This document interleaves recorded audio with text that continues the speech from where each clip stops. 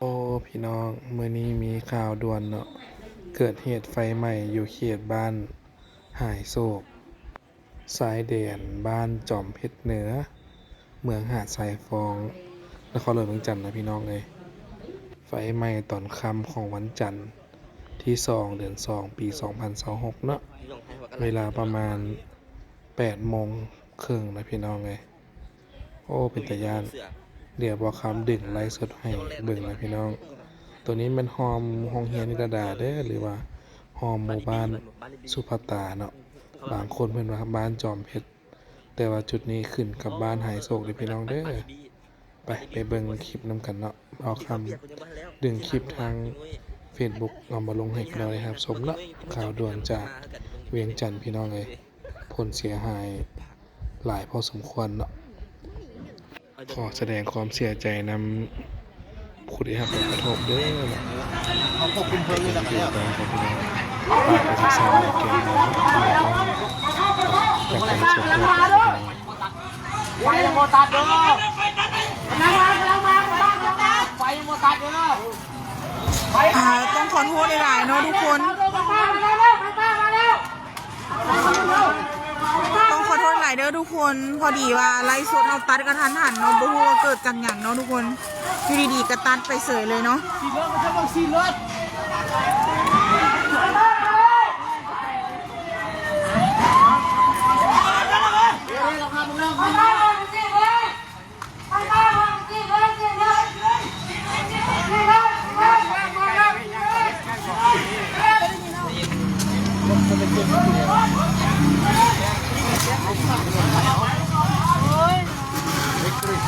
ไม่อยู่ใสไม่อยู่จอมเฮ็ดเด้อเจ้าแม่นไผที่ว่ากำลังเบิ่งอยู่เมื่อกี้นี้แอดมินต้องขอโทษหลายๆเด้อที่ว่าไลฟ์สดตัดกระทันหันเนาะแอดมินก็บ่ฮู้ว่าเกิดจากหยังเนาะมันจึงตัดกระทันหันเนาะซึ่งสถานการณ์ตอนนี้ก็คือรถดับเพลิงเขาได้มาฮ้อนแล้วเนาะกำลังเร่งฉีดน้ำเนาะทุกคน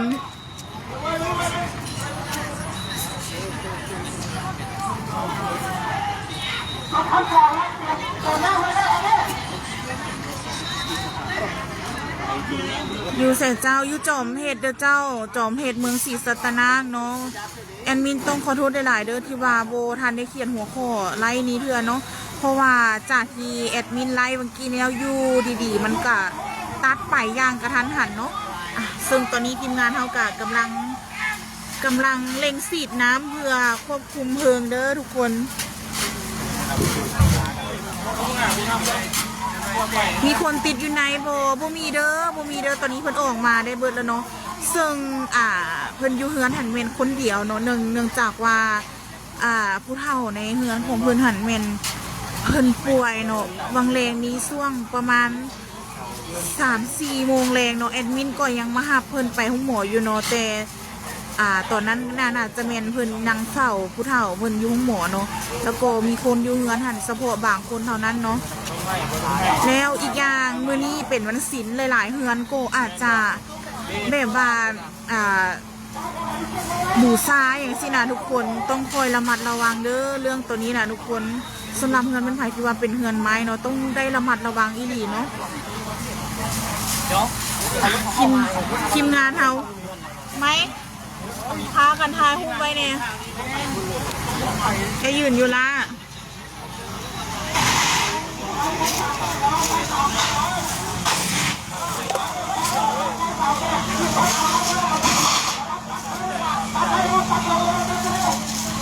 บ่มีเด้อเจ้าบ่มีเด้อ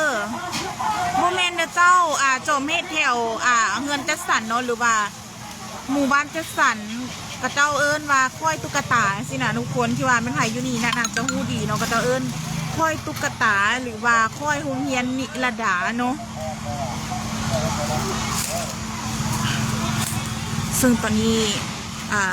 ไอ้น้องดับเพลิงกำลังเล็งฉีดน้ำเนาะ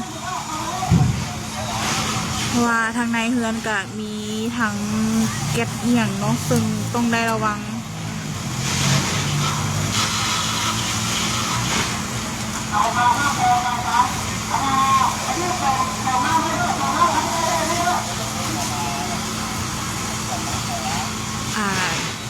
คือไล่ ตัวนี้เนาะทุกคนแอดมินต้องขอโทษหลายๆเด้อที่ว่า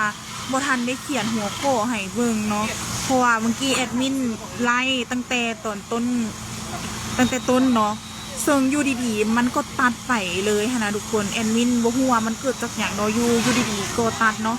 แล้วแอดมินก็หาขึ้นมาไล่ใหม่วังกี้นี่เนาะอยู่บ้านไหนอยู่บ้านจอมเพชรเมืองศรีสัตนาเด้ออยู่หอมุงเฮียนนิรดาเนาะจะมีทางไอ้น้องกระพึ่งกะกำลังเล็งสีดน้ำเนาะทุกคนกำลังเล็งสีดน้ำ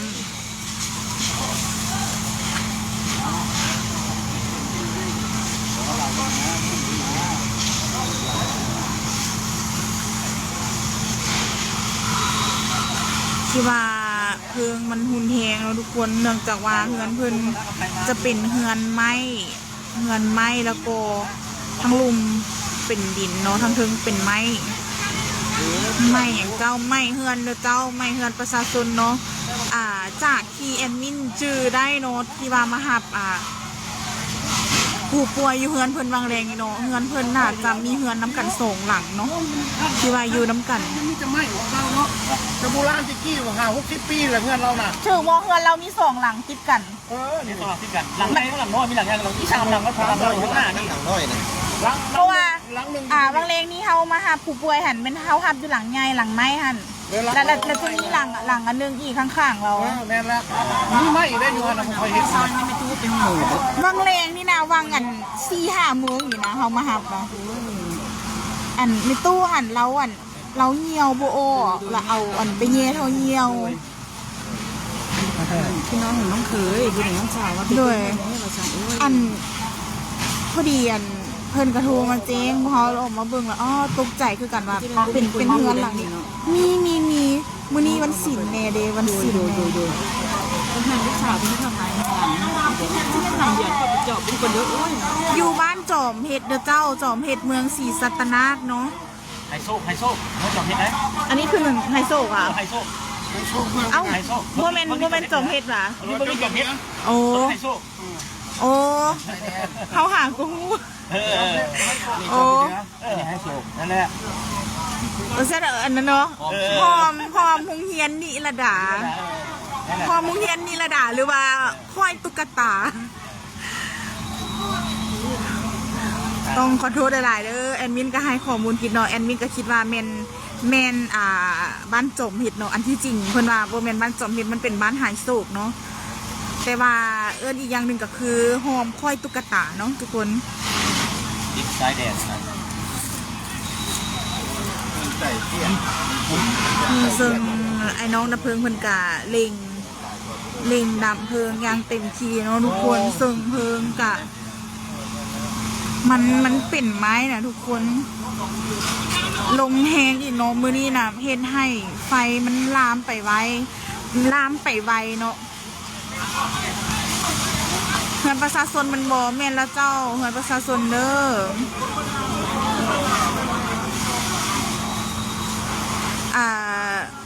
อันนี้เพิ่นเอิ้นว่าระหว่างบ้านหายโศกกับบ้านจอมเห็ดเมืองศรีสัตนาคเนาะทุกคนแต่ว่าอันที่จริงหันมันอยู่ระหว่างบ้านแต่ว่าแถวนี้เพิ่นเอิ้นว่าแม่นค่อยตุ๊กตา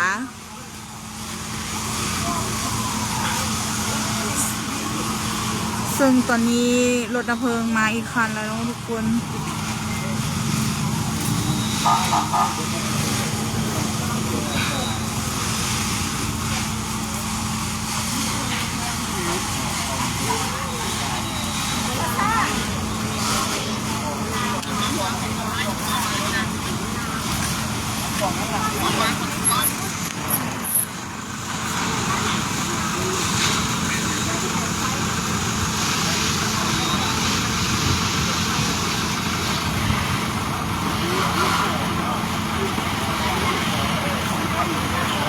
เจ้าของเฮือนปลอดภัยบ่ปลอดภัยเด้อเจ้าตามที่เพิ่นแจ้งเนาะว่ามีเพิ่นอยู่เฮือนนี่คนเดียวเนื่องจากว่าตอนแรงของมื้อนี้แม่นคนอยู่เฮือนเพิ่นบ่สบายเนาะซึ่งเป็นผู้เฒ่าเพิ่นบ่สบายเนาะแอดก็พาไปห้องหมอแต่ว่าคือปัจจุบันนี่นะทุกคนเฮือนที่ถูกไฟไหม้น่ะเป็นเฮือนของผู้ป่วยที่ว่าแอดหับไปห้องหมอวางเลงนี่เนาะ ซึ่งแบบมันเป็นเรื่องที่แบบว่าโคตรของหน้าตกใจเลยนะทุกคน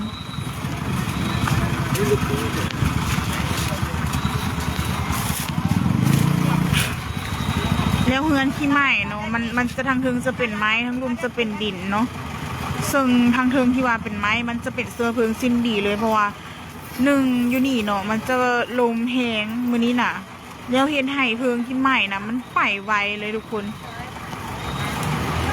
แถวไดโนแถวไดโนอยู่เขตจอมเฮ็ดเด้อเจ้าหรือว่าเพิ่นเอิ้นค่อยตุ๊กตาเนาะ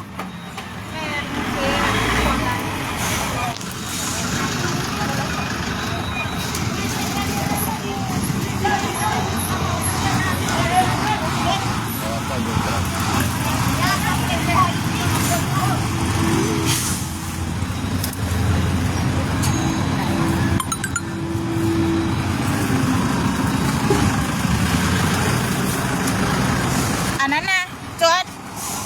อันไอ้เขาอยากให้กันคนที่ว่าบ่มีส่วนเกี่ยวข้องออกไปได้บ่เพราะว่าทีมงานเพิ่นเฮ็ดเวียกยากอะนะกันคนกันประชาชนที่ว่าบ่มีความเกี่ยวข้องอะนะ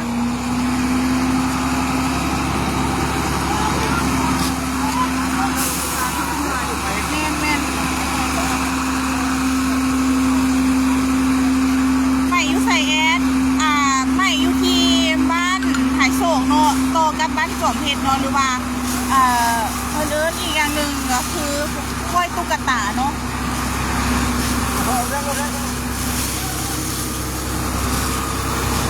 อันนั้นได้บ่กันคนออกให้เอ้ยในดูผู้ใดบ่เกี่ยวข้องแล้วกันคนออกรถนะ บอกสองสามไฟให้แม่อย่างไฟได้ขนาดแก๊ส ของแท้เนาะ ตักแตกรู้อ่ะนะตักแตกเนี่ยไฟเนี่ยตักแตกมาตักแตก โอ้นี่บ่เจ้าแตกไป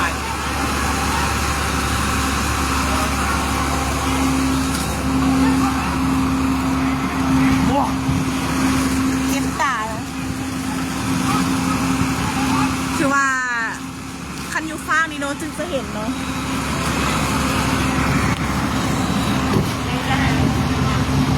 แกะได้ป่ะนี่ เดี๋ยวต้องจะจ่ายนะ อันนั้นผู้ตัวมาจะคน รถไฟผมได้ไหมรถไฟรถนั่นไงขาเปียก โอ้มาสิเข้าไปใกล้เข้าบ่ได้เลยนี่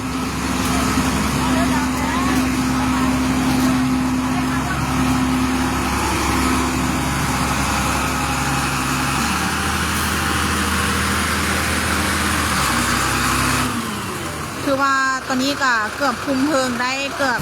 100%แล้วเนาะทุกคน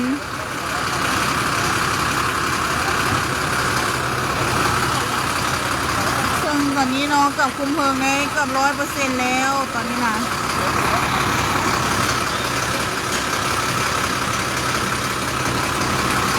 แถวไหนแถวจอมเพชรเด้อเจ้าแถวจอมเพชรเด้อซึ่งตอนนี้เนาะไอ้น้องนะเพิ่งกำลังเล็งสีดน้ำโตที่ยังเหลืออยู่เนาะเพราะว่าเฮือนอยู่ก้อมข้างก็ยังมีอยู่เด้อ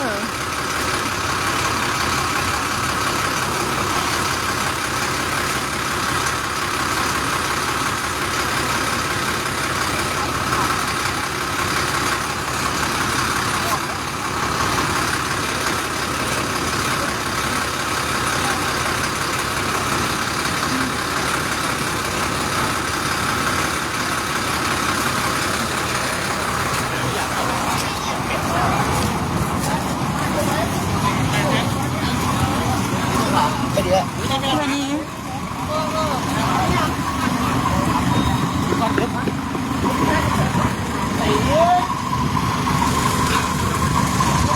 คือว่ามาฟ้านี่เนาะจึงเอาเห็นเนาะทุกคน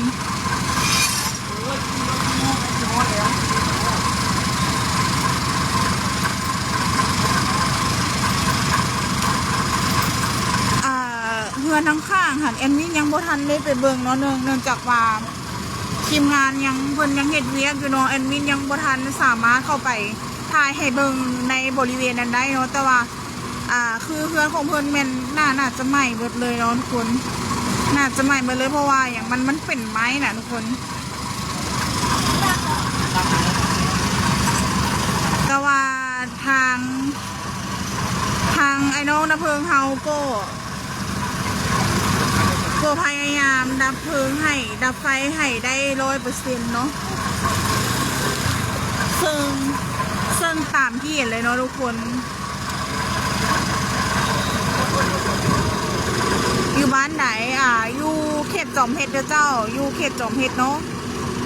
ตามที่เพิ่นบอกอันนี้นุ่นกี้นี้เพิ่นว่าครึ่งหนึ่งจะเป็นบ้านไฮโซครึ่งหนึ่งจะเป็นบ้านจอมเพชรเนาะเขตนี้มันถ่ายที่ว่าจะอยู่ใกล้ๆนี่นะน่าจะฮู้บริเวณนี้ดีเนาะซึ่งที่นี่เพิ่นเอิ้นว่าเป็นค่อยตุ๊กตาเนาะ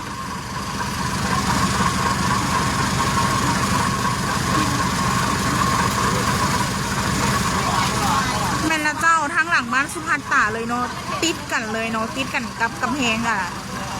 บ้านสุภันตาเลยเนาะซึ่งตอนนี้ทางทีมงานเขากำลังเล็งดับไฟให้ได้100%เนาะทุกคน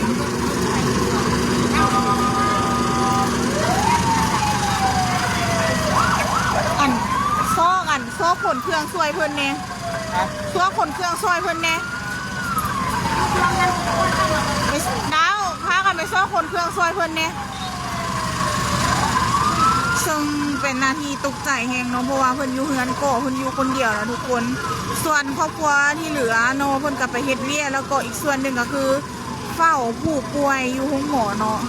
เพราะว่าเฮือนเพิ่นก็มีผู้เฒ่าที่ว่าเพิ่นป่วยติดเตียงอยู่1คนเนาะแต่ว่า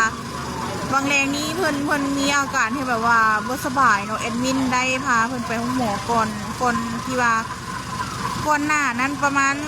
2-3 ชั่วโมงแล้วเนาะจึงมาเกิดเพลิงใหม่เนาะ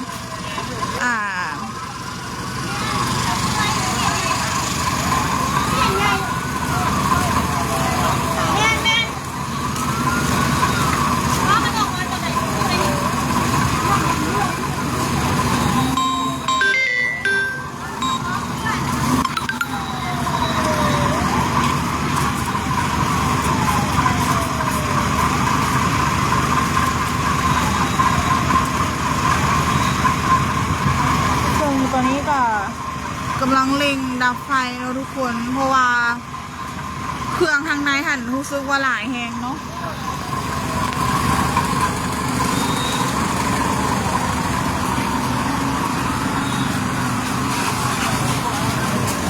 เดี๋ยวแอดมินจะพาเข้าไปเบิ่งทางในเนาะทุกคน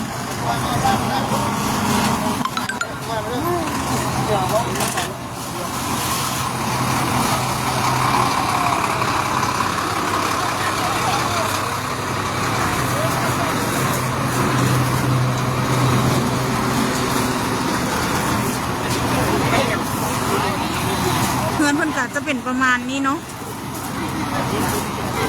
เพราะว่าทางเทิงจะเป็นไม้ทางลุมจะเป็นดิน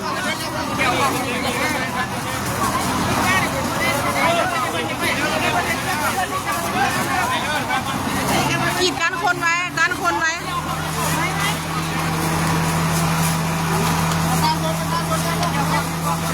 ับได้แล้วหวายังเด้อเจ้ายังถือว่ายังดับบ่ได้100%เนาะ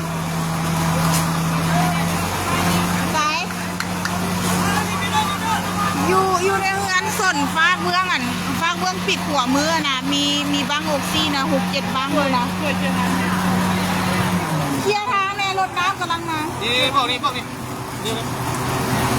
อยู่ฟากเบื้องนี่นะมันมีอันนี้นะ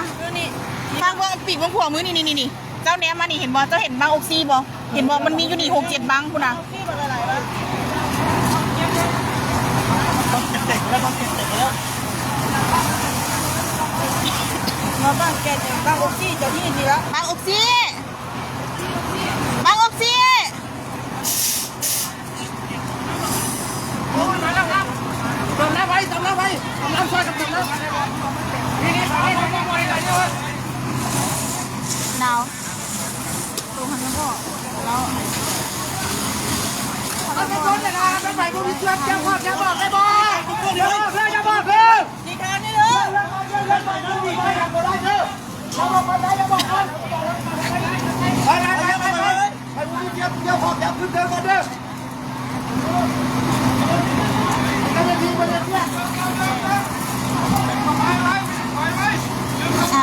อยู่ระหว่างเขตบ้านหายโศกกับบ้านจอมเพชรเด้อเจ้า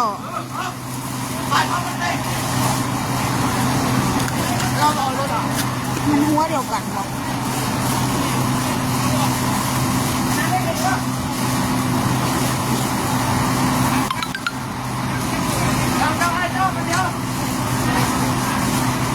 ติดต่อหาเจ้าของเฮือนได้แล้วหวะได้แล้วเด้อเจ้าเพราะว่าตอนที่ว่าไฟใหม่อยู่เป็นเพิ่นก่อยังอยู่เนาะเพิ่นก่อยังอยู่เฮือนแต่ว่าเพิ่นอยู่เฮือนหันเป็นเพิ่นอยู่ผู้เดียวเนาะเดี๋ยวเราจะมา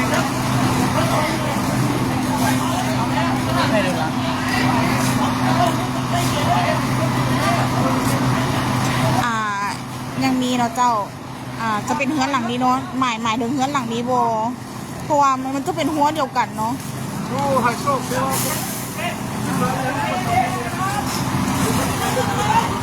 เพราะว่าไม้หันที่ไม้เนาะมันเป็นเฮือนสองชั้นเนาะทั้งเทิงเป็นไม้ทั้งลุมเป็นปูนเนาะส่วนที่ไม้แล้วก็ยังมีเฮือนหลังข้างๆหลังนี้หัวเดียวกันแมนหัวเดียวกันเนาะซึ่งตอนนี้ยังเหลือหลังที่ทั้งข้างอันแมนยังพันได้ใหม่เนาะใหม่แต่หลังใหญ่เนาะดูใสอยู่เขตจอมเพชรเด้อเจ้าอยู่เขตจอมเพชรเนาะหรือว่าหอมหงเฮียนนิรดาเมืองศรีสัตนาเด้อ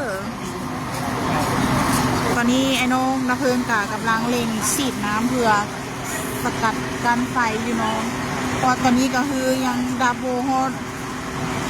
ยังโบฮอดร้อยเถื่อเนาะทุกคน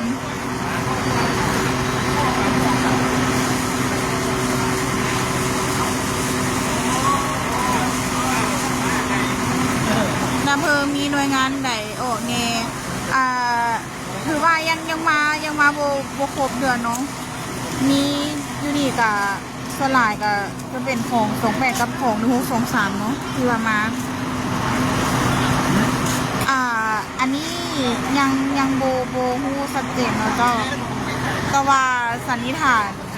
ฐานว่าน่าจะเป็นแบบนั้นเนาะเพราะว่ามื้อนี้วันศิลป์แน่เนาะ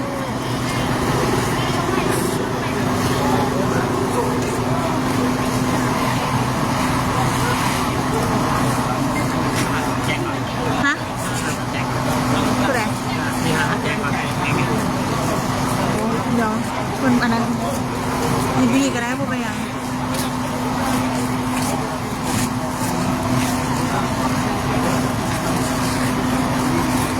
มีแต่กันคนออกในบ้องบ่ให้คนเข้า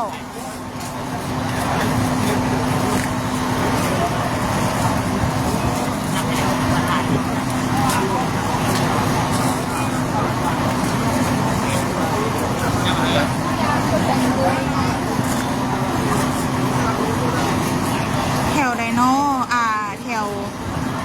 จอมเพชรเหนือหรือเจ้าจอมเพชรเหนือเนาะเมืองศรีสัตนาไม่อยู่เขตจอมเพชรเหนือเมืองศรีสัตนาเด้อเจ้าตอนนี้กับทีมงานกับกำลังเล็งสินน้ำใส่อยู่เนาะ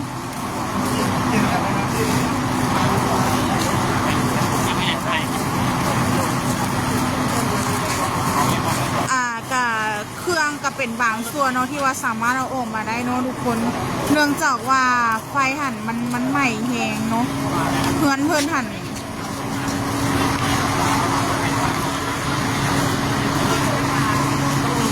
เพราะว่าเพื่อนหันกันถึงมันจะเป็นไม้เนาะทุกคนแล้วตามที่ว่าเนาะก็เป็นเพื่อนที่ว่าตั้งแต่เขาตั้งแต่เขาหลังเลยเนาะที่ว่ามันเป็นเฮือนที่แบบเก่าเก๋สุดเนาะที่ว่าไทยบ้านเขตนี้เพิ่นหู้อะนะทุกคนออกมาได้แล้วหวะออกมาได้เบิร์นเลยเด้อเจ้าเพราะว่าเฮือนเพิ่นอยู่อีกอะเพิ่นอยู่ผู้เดียว เราอยู่คนเดียวดิเราอยู่คนเดียว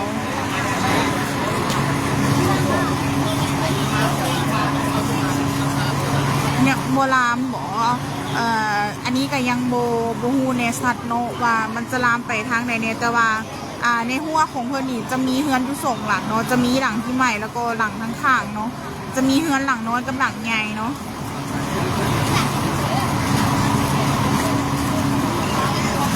บ่มีคนติดอยู่ในเด้อ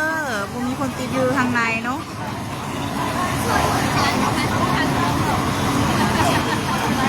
คนนั่นแหละดึงออกมาแล้วเป็นยังก็ออกไปเ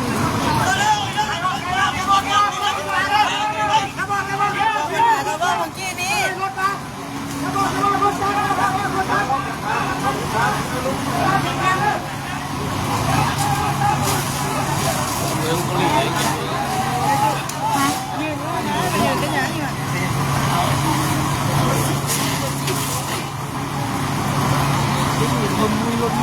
ตอนนี้ก็ยังโบทันหูข้อมูลชัดเจนเนาะว่าเกิดจากอย่างที่ว่าเห็นไฮไฟใหม่เหือนเนาะทุกค เข้าน ไปไหนก็บ่ได้เข้าไปแล้วซีดไปไหนนะจะเข้าไปไหนคือคำหน่อยเนี่ยมันพูดเลยนะ โมมีไผ่เป็นอย่างเด้อเจ้าโมมีไผ่เป็นอย่างเด้อ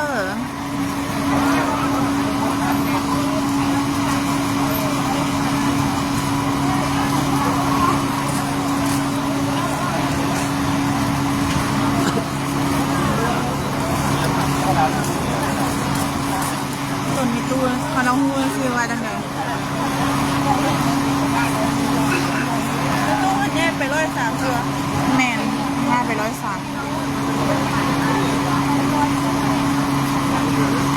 ไม่ยุเขตจอมเฮ็ดเด้อเจ้าทางลงพงเฮียนนิรดาเนาะ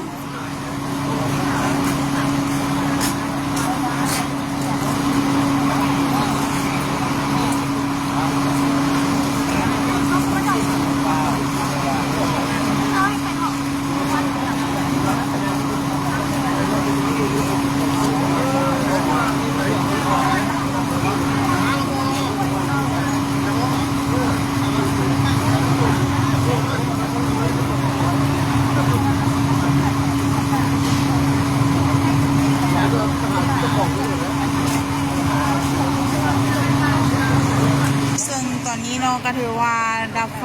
ยังโบทันได้100%เถื่อเนาะทุกคนไฟยังขึ้นอยู่บางส่วนของเฮือนเนาะแล้วเฮือนเพื่อนนี่ก็จะเป็นไม้เนาะแล้วก็ลมพร้อมมือนี้เฮ็ดให้ไฟที่ไหม้เฮือนน่ะมันลามไปไวเนาะไม่เฮือนแต่มีจะตกต่างกันไปแมนเสียงมันตู้กับไหม้ไปเลยนะทุกที่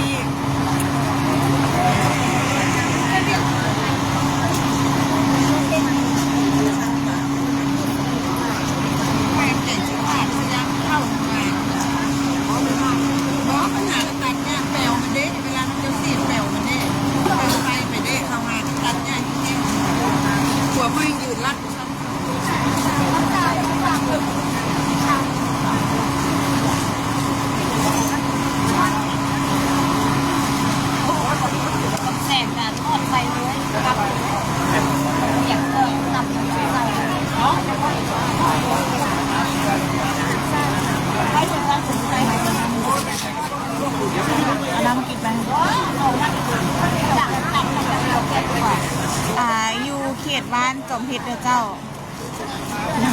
เขตบ้านจอมเพชรเมืองศรีสัตนางเนาะเฮือนแม่มณีวันแอนก็บูฮู้ซื้อเพิ่นอยู่กันเนาะว่าเพิ่นซื้อนี่บ่เพิ่นแม่มณีวันบ่อ๋อ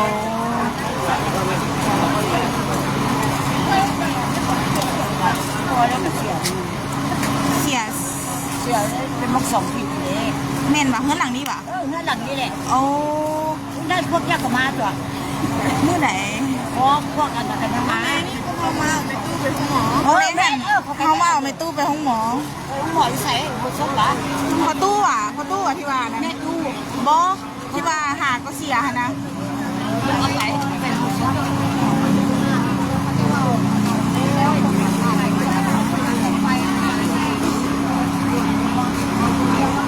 ดำแล้วหวะดำบางส่วนแล้วเจ้า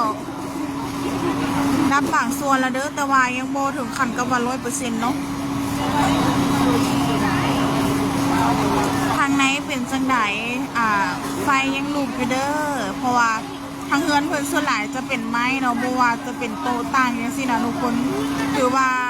เป็นไม้เนาะไม่โดนแล้วว่าแอด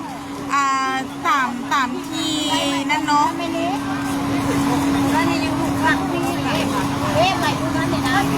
ประมาณ8 โมงอย่างเนาะทุกคน8 โมงอย่างเนาะ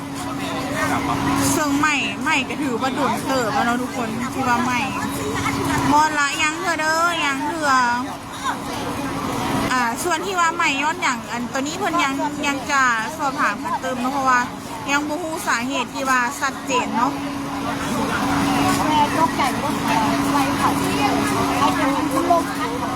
อยู่บ้านไหน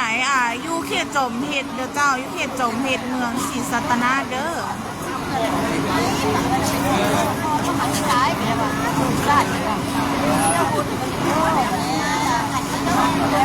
ใหม่หมดเลยหวะแม่ละเจ้าใหม่หมดเลยเด้อเพื่อนโนหลังนี้จะถือว่าใหม่เบอร์นั้นเหลือแต่หลังทั้งข้างน้องโบไม่แน่ใจว่าไฟมันได้ลามเข้าไปโบ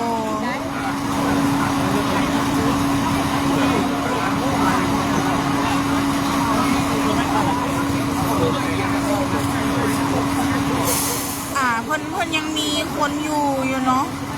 เพิ่นยังมีคนอยู่โบแน่ใจว่ามันเกิดจากอย่างพอวังแรงนี้ก็คือตามที่ได้บอกนะว่าแอดมินมาหาผู้ป่วยเนาะมาหาผู้ป่วยวังหัวแรงแต่ว่าเรื่องที่ว่าไม่ย้อนอย่างแม่นตอนนี้เพิ่นยังกำลังสอบถามกันอยู่เนาะเพราะว่าเพื่อนคนนี้เพิ่นมีคนอยู่ผู้เดียวเนาะ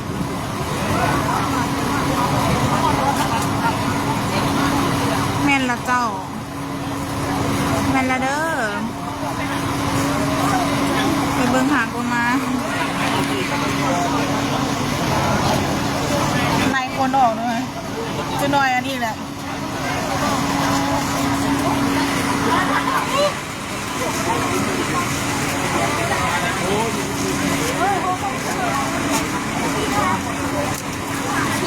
ใส่ไม่อยู่ใส่ไม่อยู่เขตจอมเห็ดเมื่อศรีสัตนาเด้อทุกคนเชิงไม่เป็นเพื่อนสองสั้นเนาะทั้งเทิงเป็นไม้ทั้งลุมเป็นดินเนาะ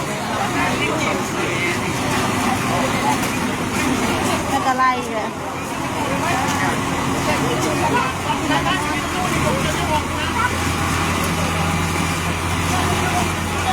คือว่าเพื่อนดีหากันแล้วแมนบอ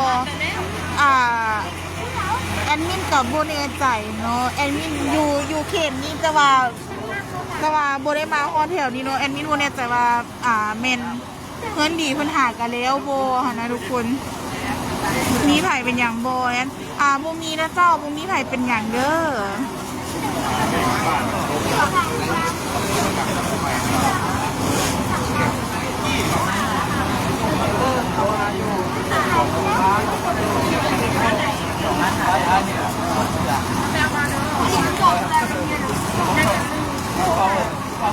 ถือว่า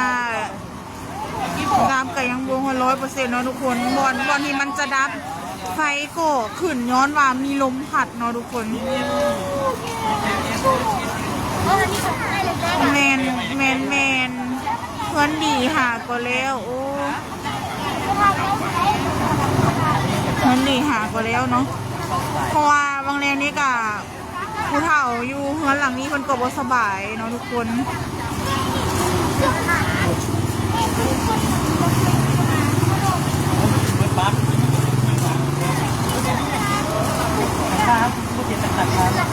เพราะว่า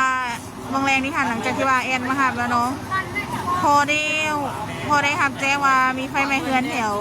จอมพิษเนาะมาเห็นเฮือนเพื่อนเฮงตกใจไปตื่มเนาะทุกคนในเฮือนออกมาครบแล้วอยู่ในเฮือนเพื่อนมีเพียงคนเดียวเนาะเนื่องจากว่าบางคนเพื่อนกะ ไปเฝ้าไปตู้ยงหมอแล้วก็อีกคนนึงก็หรือว่าอีกหลายๆคนเพิ่นก็ไปเฮ็ดเวียกสินะทุกคนแต่ว่าเพิ่นเฉพาะเพิ่นอยู่เฮือนอีกแม่นมีเพิ่นผู้หนึงเนาะที่ว่าอยู่เฮือนถ้าได้จักเปอร์เซ็นต์แล้วก็ถือว่าเกือบ100เนาะที่ว่าเห็นเป็นควันขึ้นย้อนว่าลมพัดเนาะมันมีลมพัดแล้วเห็นไหควันเนาะก็คือทางในนี่ก็คือว่าเกือบ100%แล้วเนาะทุกคนที่ว่าดับได้เนาะ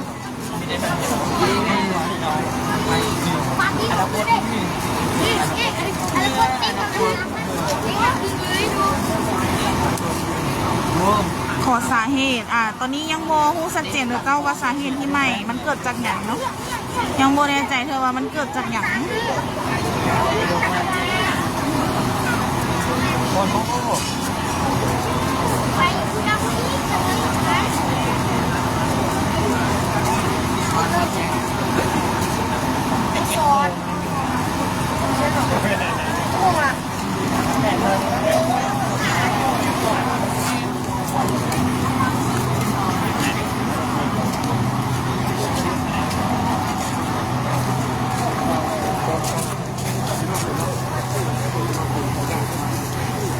มีผ่าปิดบังดังหนึ่งนะ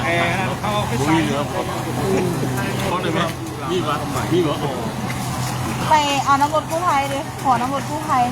คือใคร นี่รถกู้ภัยเกิดที่ทางจ่ายรถน้ำไปก็จะประมาณนี้เนาะทุกคน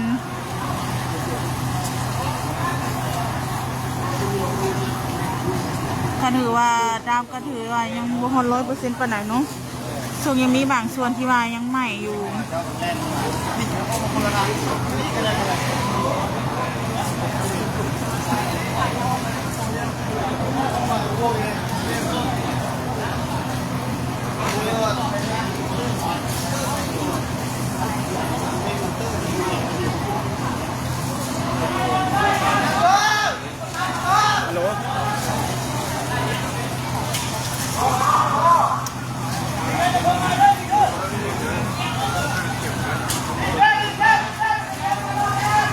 แล้วพี่แล้ว ที่เป็นวินนกนะรถที่รถนอนในรถ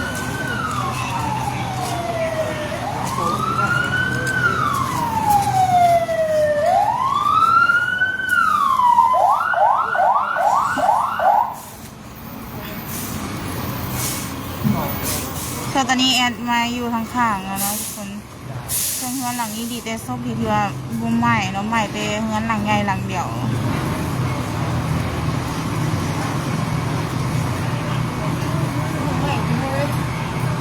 ยึดเลยกิโล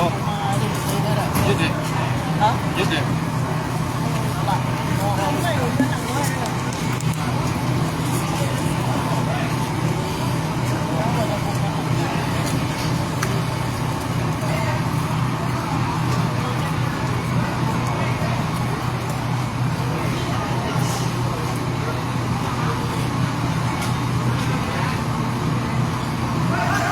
ทุกคนเดี๋ยวแอดมินขออนุญาตลงไลน์เด้อทุกคนเนื่องจากว่าแบตแอดมินก็ใกล้จะหมดแล้วเนาะเป็นพอดีครบ1 ชั่วโมงพอดีเนาะที่ว่าแอดมินไลฟ์สดเนาะส่วนเป็นไผที่ว่าเขามาเบิ่งใหม่เรายังบ่ฮู้ว่ามันเกิดจากหยังหรือว่าเป็นเหตุหยังเนาะตอนนี้ก็คือแม่นเหตุไฟไหม้เฮือนประชาชนเนาะอยู่เขตบ้านจมเขตเหนือเนาะเมืองศรีสัตนานครหลวงเวียงจันทน์เนาะซึ่งเฮือนที่ใหม่จะเป็นเฮือน2 สั้นเนาะทั้งเทิงเป็นไม้ทั้งรุมเป็นดินเนาะส่วนสาเหตุที่ว่าเฮ็ดให้ไหม้แม่นยังบ่ฮู้ชัดเจนเนาะว่าสาเหตุมันเกิดจากหยังเนาะทุกคนอยู่แขวงไหนแขวงนครหลวงเด้อเจ้าแขวงนครหลวงเวียงจันทน์เนาะตอนนี้เนาะสถานการณ์ตอนนี้ก็ถือว่าดับไฟเกือบไป100%แล้วเนาะแต่ว่าตอนนี้กับแบทแอดมินก็รู้สึกว่าจะเบิดคือกันเนาะทุกคนจะไหนก็ขอบใจทุกคนเด้อที่เข้ามาติดตามเข้ามากดไลค์กดแชร์แล้วคอยซัพพอร์ตตลอดเนาะเดี๋ยวแอดมินขออนุญาตลงไลค์เด้อทุกคนขอบใจหลายๆ